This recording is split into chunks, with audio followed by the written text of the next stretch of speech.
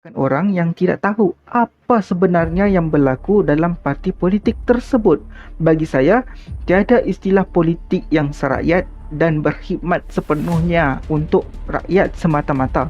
Dalam parti politik itu berkhidmat untuk rakyat ada, tetapi pasti akan ada permainan politik yang dimainkan di dalam parti politik tersebut.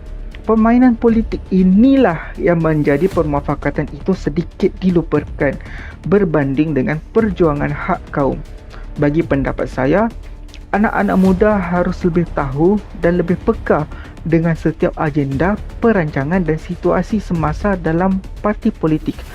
Hal ini kerana kita mahu melahirkan belia yang memiliki kualitas pemikiran yang merentasi ideologi dan etnik. Sebagai contoh, kita ambil dari filem Daulat arahan Imran Syed.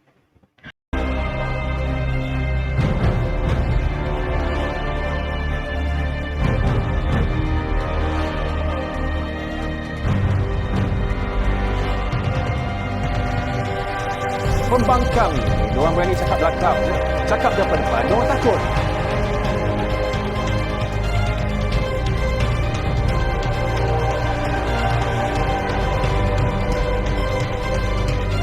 Politicians make hundreds of statements every day promising changes.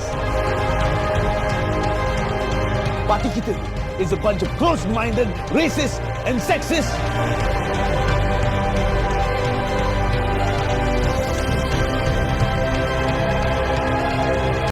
Filem yang berkisarkan tentang politik di Malaysia dan ianya adalah filem politik semasa yang pertama di Malaysia.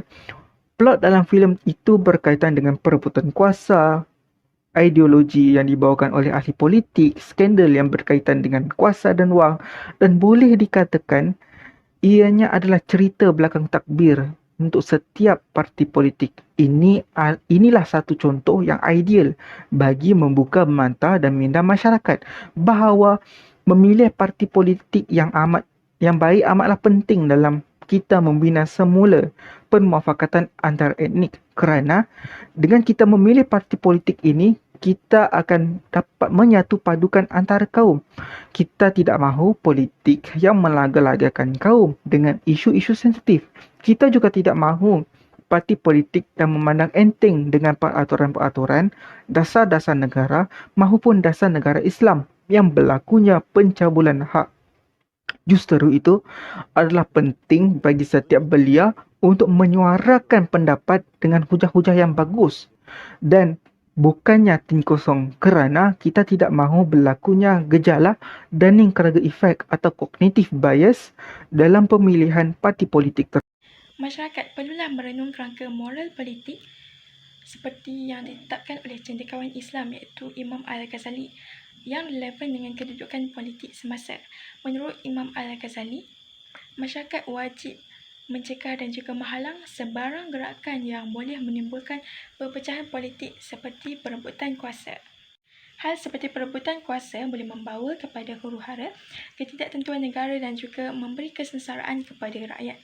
Mufakat politik dapat dilihat ketika pelantikan Tan Sri Datuk Haji Muhyiddin bin Haji Muhammad Yassin, di mana pelantikan beliau sebagai Perdana Menteri mendapat kepercayaan majoriti ahli Dewan Rakyat serta sokongan pelbagai parti politik seperti Bersatu, PN, PAS, GPS dan juga parti politik di Sabah. Meskipun beliau dilantik menjadi Perdana Menteri Malaysia ketika negara berhadapan dengan kemelut politik dan juga COVID-19, namun dedikasi serta kecekapan pemimpinan beliau menjadikan Malaysia berjaya menyelamatkan banyak nyawa. Ekonomi dapat dilestarikan serta kebajikan golongan, terutamanya golongan B40 terbela dan juga terjaga.